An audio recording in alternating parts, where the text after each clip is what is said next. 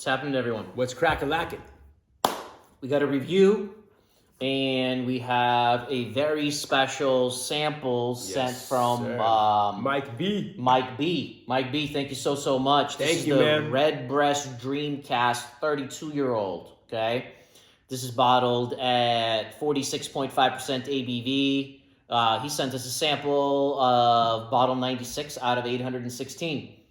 32-year-old Dream Cask Redbreast. We've considered buying this at auction before. Yes. It goes for now, I believe, close to 1,500 pounds at auction. We skipped it. Mike asked us. Mike's always commenting, and I never really realized how deep into whiskey Mike is. You know, some of these guys that comment, they keep it kind of hush hush. We don't really know that, you know, they're very into whiskey. And he's nutty collections. He's been to the best of whiskey shows, and he knows a lot about whiskey. He's tried a lot of really good whiskey, and he offered to send us a few really, really awesome samples. Mike, we really appreciate it. And I told him, we don't review every sample, obviously, that we get from other people, but this was a whiskey that we really wanted to purchase ourselves. Yes. So this is for a while. Yeah. So we're like, you know what? We're going to review this sample. So really, really appreciate it. Thank you so much. Yeah, and it's a single cask. Yeah. 32 years old. Obviously, pot still Irish whiskey. Distilled Halloween 1985. Originally in refill American oak ex-bourbon barrels. And 26 years later, March 8th, 2011, recast into a first fill Oloroso sherry seasoned butt and no chill filtration, 46.5% ABV. Yeah, this thing is gorgeous. This thing is really, really gorgeous on the nose. It's got all those gorgeous Irish fruits that you kind of would expect. Any, you know, all kinds of fruits, right? It's like both. It's like the Irish and the sherry. Yeah, absolutely. So it's got beautiful grapes, pineapples, pears, apples, mangoes. So tropical. I don't know if I mentioned apples. I think I did. It's really, really, really nice, and right? Like every kind of apple, every kind of pear, like yeah. orchard, crazy party. Yeah. But then you're getting like all that sherry influence. You're getting the dark fruits, the dark berries. You're getting crazy almonds, honey glazed almonds. And that's the thing, right? Like the Oloroso brings out a little bit of darker red fruits as well. Yeah. You mix that in with the apples and pears and apricots, peaches, mangoes, and papaya, grapes, pineapple. It's really fruity like that, right? And then it's got this bitter almond to it as well, which adds complexity. I enjoy that. And it's also got a tiny amount of a hint of something that I get in Irish whiskeys that I don't like. That Irish soap. Tiny touch of that Irish spring. Nail polish remover / tiny bit of soap. Right. Yes, I definitely get more soap than the acetone like you do. It's not even acetone. It's so hard to explain it. I can't explain it. Yeah, we've talked about it. It's just got a touch. Yeah. It's a touch and still there. And whenever I see Irish, I almost look for it, and it's like, damn it, it's there again. Yeah, it's always there. That unmalted barley. Yeah. But yeah, like they nailed it with the 26 years in beautiful American ex-bourbon, bringing out all the Irish tropical fruits, and then only 6 years in the first fill Oloroso sherry season. But might have been too much if they did more. Yeah. So it's not like sherry forward driven. It just adds and accentuates. It really does. And I'm getting tons. This is almost like, I want to say milk chocolate, but this is almost like a milk chocolate shake, like creamy ice cream milk chocolate shake. Right. You get at like a good like burger joint, right? Right. You get your chocolate shake with your burger. I'm not getting any burger, but just like creamy milk chocolatey, so creamy goodness. Yeah, and a touch of malt, like a chocolate malt shake. But yeah, you're right. No, yeah, like the creamy and frothy texture of a milk chocolate shake. It's really there. It's like exploding. Creamy and oily on the nose. That's beautiful. And it's just really delicious. You get a lot of that fruit. The age, you get that chocolatey goodness. Age is beautiful. And if anybody, Mike, I'm assuming you have more, and if anyone else has some of this, pour it and think milk chocolate ice cream shake. Yes. When you're nosing it. I already know you. Everybody knows that this whiskey is extremely fruity, and those come out, so that's no secret. You almost know it before having it, and then you put your nose to it, and it just explodes. But I'm really enjoying that aspect of it. No, so like that's like the amazing Irish quality. Yeah. Of that creamy, oily, unmalted barley mixed with maybe the sherry. Yeah. I've never gotten this kind of chocolate, creamy, frothy milkshake in a Irish whiskey before. This is really nice. No, yeah, like I want to go to In-N-Out, dude. Yeah. I want to hit some burgers and then some shakes. That bitter almond adds a complexity to all of this, all the fruitiness and that rich chocolatiness that we were talking about right now. Yeah. And the creaminess, like an ice cream level kind of creaminess to it. The shake took over, bro. The only negative I could think is that party. touch, that 1% of touch of soapiness. Yeah, all the tropical orchard Irish fruits are in the background, but yeah, the shake took over, man. You nailed it. This is awesome. Awesome. Palate? Palate. A little bit of herbs and spices as well, but in the background. Woo!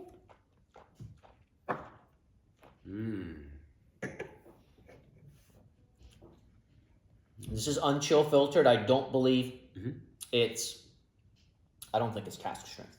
It doesn't taste like cask strength, and it's 46.5. I don't think it is. But that's okay. Juicy fruits. Juicy fruits.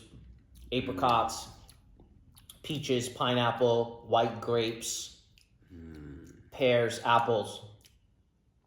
Less on the nose. We mentioned that the Oloroso brings out some of the darker, redder fruits, but not much of it on the palate.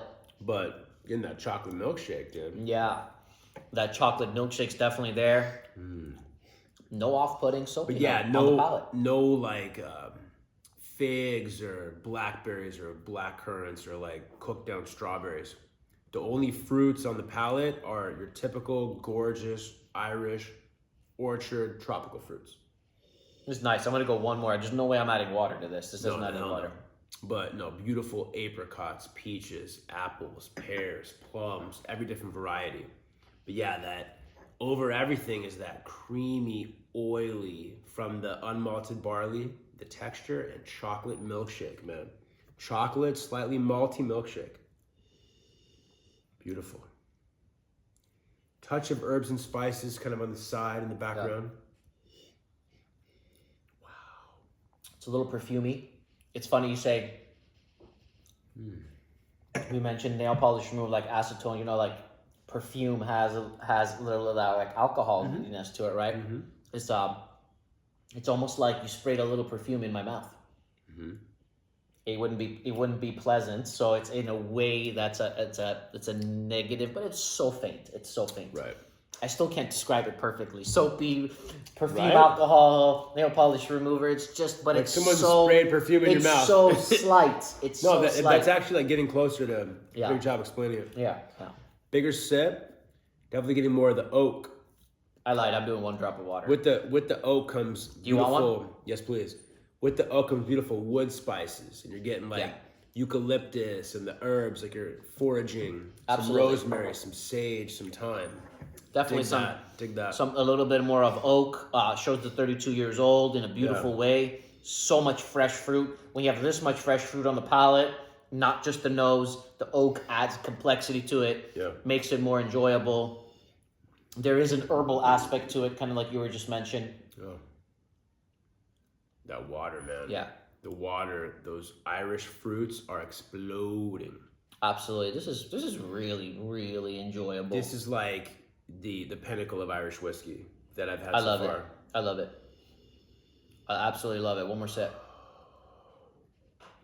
And like we said, I just assuming I doubt its cask strength, but the strength is perfect. It is rich and dense, and creamy and oily and intense, nose and palate. So I'm not getting that denseness actually on the palate. Delicious, very fresh, but It doesn't feel cask strengthy to me on the palate at all. You're saying you're getting a little bit more of that. Yeah. Yeah, who knows? I mean, it's not stated, so I assume it's not cask strength. I don't think it is. They would state it if it were. It would be. I think it would be even oilier if it was. Right. I'm getting thick, creamy, oily, dense. Yeah.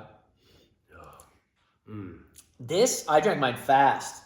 This was an ounce each. Dangerously drinkable. Dangerously drinkable. It's candy. It is. It's so candied. It's so delicious. I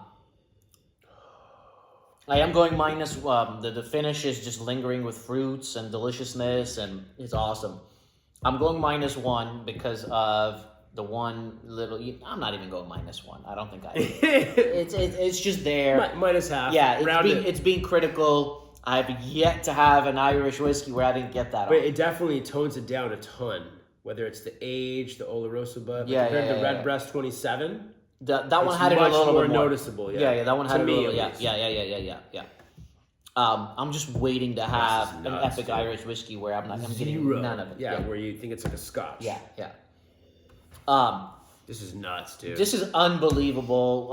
Thanks again to Mike, man. I appreciate this. You're the man, Mike. Thanks, bro. We don't have to cough out the big bucks to purchase a bottle to try this now. And this is a superstar whiskey. I'm going 91 out of 100.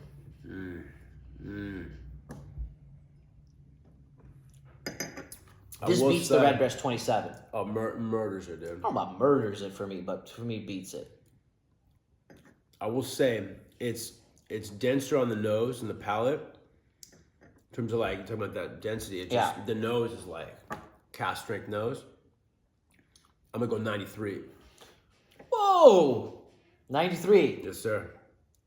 You have it right there, and he's had everything. I'm telling you, that's crazy.